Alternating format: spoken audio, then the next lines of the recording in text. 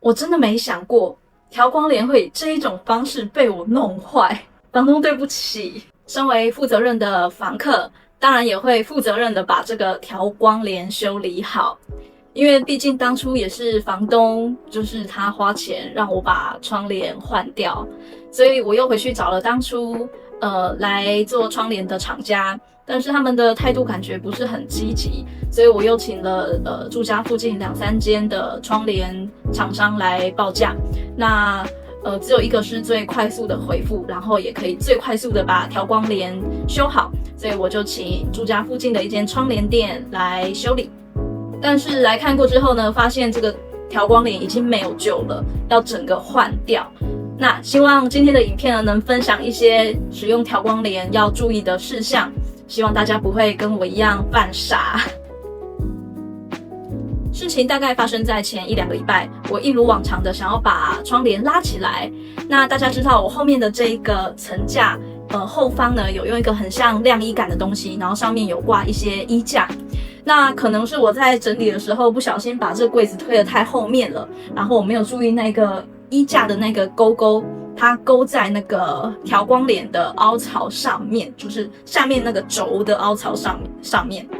那当我在拉的时候呢，因为那个挂钩它是往下勾的嘛，那我往上拉它就是一个相反的作用力，导致说呢那个衣架的挂钩它就可能勾到了那个调光帘的纱，因为调光帘它是那个应该是一布一纱吧，然后它就可能勾到那个纱，所以就整个裂开来，那个卷轴呢就整个脱落了，等于说那个纱它整个被切成一半。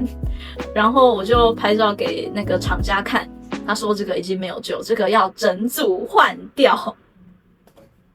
大家可以看一下我的窗帘，这个卷轴已经掉了，它这个整个就是这个纱它裂掉。看右边，它就是这个卷轴，我那个衣架子就是这样勾下去，然后我往上拉，所以它就整个啪，这个卷轴就整个掉下来了。现在这个可怜的卷轴就被我先搁置在这里。所以一旦调光帘的那个纱啊，它破掉，然后卷轴整个掉下来，原则上已经没有修理的空间了，就是整组换掉。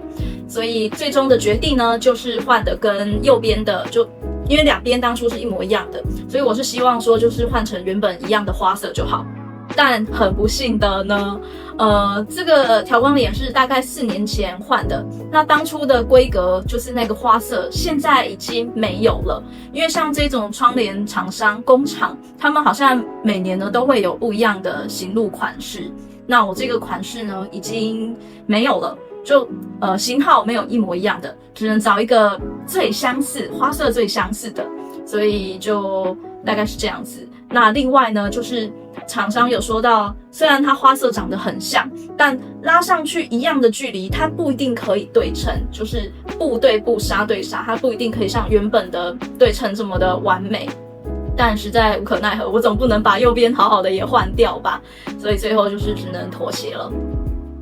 那所幸呢，那个报价呢，4年前跟现在没有太大的差异，大概贵个500块而已，就包含安装费。那我也可以理解，因为当初我们是2个大窗户跟厕所一起换，所以价格便宜一点是合理的。那现在只有换一个，价格贵一点也是合理的。那今天的经验呢，分享给大家，希望大家可以避免这个意外，就是那个布跟纱，它比我们想象中的还要脆弱。今天就带大家来看看师傅来换新的调光帘的整个过程吧。大家好，我是 J， 现在是8月18号正中午。那调光帘的师傅预计今天下午会过来。那我想说，先把后面那个柜子移开，就是把那一堆杂物移开，这样他等一下会比较好施工。这个轮子，所以这个推出来超方便的。先把我这个吹风机放在我的升降桌。然后这个是接电视的 HDMI， 先把它放在这里。接着要把我这个拿出来。我这边挂了一堆衣服。哎呦，大家有看到吗？这个是我挂衣服的地方。这个是生活智慧王的体现。我买了一个伸缩杆，然后刚好卡在这边的墙，因为大家还记得我说过，楼上顶楼那个晾衣服的地方有蟑螂，我觉得很害怕，所以每次我洗完衣服，我就会赶紧的把这些衣服拿下来，我就晾在这里就好了。师傅到了，他现在要先把坏掉的调光帘拆下来。那它这个轴呢，只是卡在一个很像挂钩的东西上面，所以更换的速度也会很快，就是把新的调光帘挂上去而已。师傅很细心，就是有留意到原本的挂钩，可能有松脱的现象，所以就先把原本的挂钩再锁得更紧一些。那现在就可以准备装上新的调光帘了。大家可以看到，这个轴就是直接咔咔，挂到上面那个沟槽里面，然后就安装完成了。那我就在想说，这个拆下来坏掉的调光帘要怎么处理呢？那是厂商会回收吗？还是我是要当一般垃圾把它丢掉？还有那个轴，你这边方便丢吗？可以。好，我没有，我是想要工厂会想要回收那个轴啊，还是什么？还是不会？不会，他们是一般垃圾吗？对，他们应该说有价值的是布料，可是因为布料久了，就是旧的，他们也错了。应该说回收的他们也不会用。对，然后其他那些五金也没太多价值。对，他们等于是不是卖那个五金。那师傅人很好，他怕我不好处理这个大型垃圾，所以他现在要庖丁解牛，把这个调光帘肢解开来。大家可以看到，它像洋葱一样，一层一层的把它拆开。还可以这样抽出来。这里面的结构比我想象中的还要复杂，自己要拆应该是有点困难。裂成两半。那布料应该就是一般垃圾。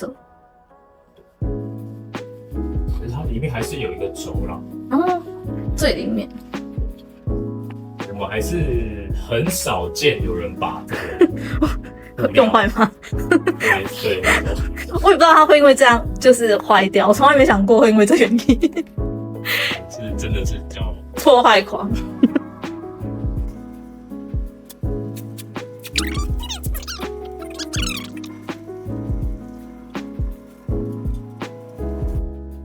总算是换上一个新的调光帘了。生活总是有很多意料之外的事情。最近的工作很忙，身体也有点累。那突然之间呢，自己弄坏了窗帘，其实当下的心情是有点沮丧的，就是会觉得说，我怎么这么不小心？但也幸好住家附近有蛮多窗帘店的，也找到了一家可以用最快速度帮我解决问题的厂商。所以放宽心吧。大功告成，我觉得效果比我预期的还要好。我真的很喜欢调光帘的那种，它在拉的时候那个光影的变化。如果以后我有住在自己的房子的话，我应该还是会选择调光帘。不知道大家家里都用哪一种窗帘呢？欢迎大家留言分享告诉我。今天的分享就到这里咯，欢迎按赞、订阅、分享、开启小铃铛，我们下次见。